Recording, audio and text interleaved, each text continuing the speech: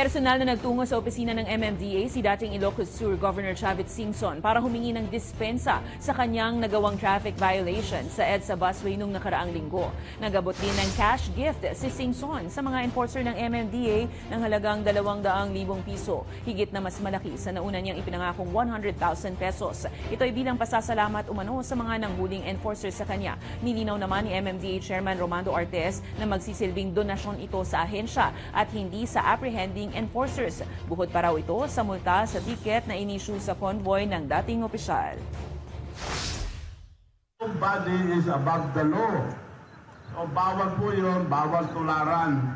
Hindi po yung may iba na nagrarason, nagtatago sa ano. Ako, yaamin ko, kasalanan ko. Walang rason doon. Kasi overtake lang kasalanan namin. Kaya pinagalitan ko yung driver. Yun po yung distinction dito dahil nga po yung halagang inoffer ni Governor Chavit ay we can say na substantial po talaga. Hindi po yan pwedeng pumunta diretso sa kahit sinong empleyado namin or particular group dito. Ang mangyayari po dyan ay yan po ay donasyon sa buong ahensya.